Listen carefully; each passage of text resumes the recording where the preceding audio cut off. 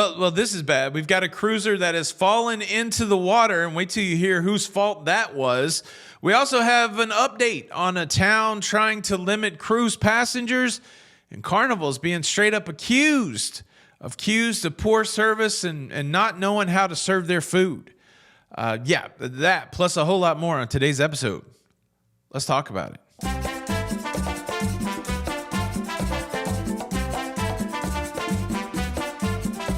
Hey, what's up, everybody? Welcome to La Lido Loco. Welcome to the Cruise Show.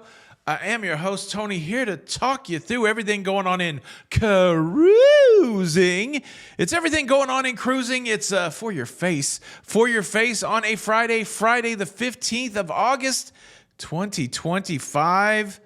Wow, I just had the epiphany that my birthday will fall on a Friday this year, 1 week from today. I'll be 29 again. How about that? No, look, let's talk about something serious. Let's talk about a cruiser going into the water at the perfect day at Coco Cay. It's a spot for joy and happiness, and it turned into a spot for terror, for scariness, as a passenger walked off the pier right into the water. Now, you may be wondering, whose fault was it? Why did this person walk off the pier? I don't know. Apparently, the reports are saying that the person was filming something on their phone and wasn't paying attention and fell off the pier. How about that? The call went out. Oscar.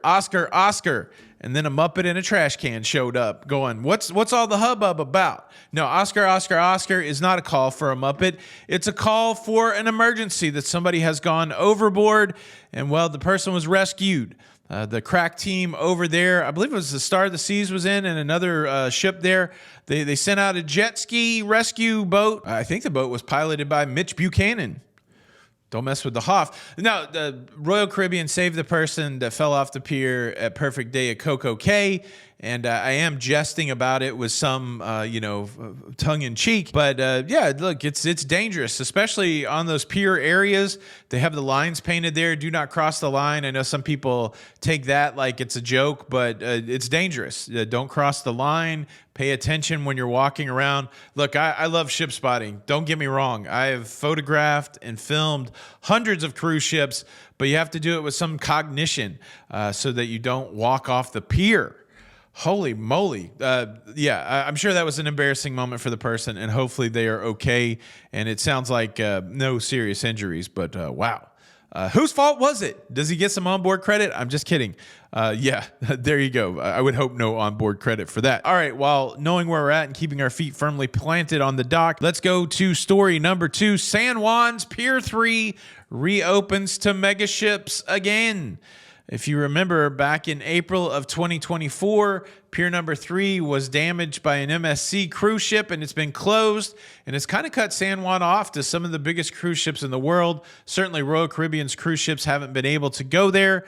They spent $10 million to repair this pier, and now we have mega ships returning to San Juan on Pier 3. The first Oasis-class ship returned. The Wonder of the Seas was there on August the 6th, and it brought 6,500 passengers and crew to that pier there in San Juan. That's going to be good for San Juan. San Juan's a very popular place, and certainly cutting off the daily access to thousands of passengers because of this damaged pier, probably hurting some of the tourism there. They still have a lot, they have other piers. A lot of cruisers still end up going to San Juan, but certainly this will put San Juan back on the itineraries of some of the biggest cruise ships in the world. In the world. And now, look, this next story is what I would consider a serious story. It's a wild thing in cruising. You get on these ships and you sail around the world. You go to all these ports of call. And when you get off in the ports of call, there's usually one thing that you're looking for in almost every port of call. And it's the Diamonds International. Diamonds International goes with cruising like cream goes with coffee. But interestingly, like coffee and cream, not everybody takes cream in their coffee. And so sometimes people don't get off of the cruise ship, and therefore they do not have the opportunity to behold a Diamonds International. And to me, I'm like, have you cruised? If you go on a cruise and you have not encountered a Diamonds International because you stayed on the cruise ship, have you even cruised? Let's ponder that. Have you even cruised? Well, look, don't worry about it, okay? Because now we have cruise lines putting Diamonds International on board their cruise ships. So for the people that don't go off the cruise ship and they don't get to see a Diamonds International, now they can see it on the cruise ship. I noticed it first last year on the Star Princess, or the Sun Princess. Star Princess coming out later. Sun Princess has a Diamonds International on board. It blew my mind. I'm like, wow. So now I don't even have to get off at a cruise port to go to a Diamonds International. It was like the heavens opened up and rays of light shone down on me. We're not done there. We've got an announcement that 2 other cruise lines will be adding Diamonds International to their store lineup. Oceania Cruises, Regent Seven Seas are both adding Diamonds International. The first one's going to debut on Oceania's newest cruise ship, the Oceania Allura. We're going to get the Diamonds International there. And later this year, the Regent Seven Seas ship, Seven Seas Mariner, will also be getting an onboard DI, Diamonds International. I'm pretty sure, I am pretty sure that many of you will be able to sleep better tonight knowing that no longer to get your DI fix, you're going to have to get off the cruise ship. But on some cruise ships, the DI comes to you, Diamonds International, for your face. Yeah, I feel good. I feel good about it. How about you? How about, you know what? Let's leave that euphoric feeling that we have about DI being everywhere and talk about Bar Harbor, Maine. Man, over the last few years, the storm has been brewing in Bar Harbor.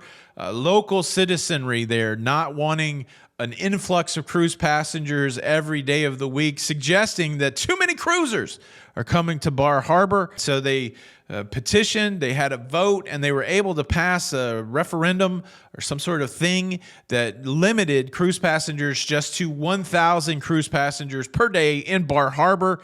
And well, the local commerce folks, the business people there said, well, we want more than 1,000 people because that's how we make our living off of this cruise tourism. And so they appealed it and they said, look, that's not right. You can't put these limits on us. It went all the way up to a U.S. Court of Appeals, and the judge at the U.S. Court of Appeals affirmed that the people were able to put a 1,000 passenger limit on cruisers in Bar Harbor. So the limitation stands. The battle continues between the business people and the citizenry. And as of right now, a lot of cruise lines are starting to drop Bar Harbor from their itineraries. Everything I see going up the East Coast, not everything, but a lot of that, because that's a hassle, and cruise lines don't want that hassle. I feel like cruise lines are like, okay, if you don't want us there, there's going to be another port of call that opens up to us, and we'll just have a mobile Diamonds International. That's a callback. There'll just be a mobile Diamonds International that can go to the next cruise port. So yeah, Court of Appeals on board with limiting passengers in Bar Harbor, Maine. All right, now let's talk about some serious accusations being tossed at Carnival Cruise Line. This one's going to make your head spin. I mean, I don't know why this hasn't been addressed sooner. There's a few pillars in life, like what's the meaning of life? That's a big question. How do we achieve world peace? And then I think the third big pillar question that all of us humans struggle with is, how many pieces of bread should you be served with soup?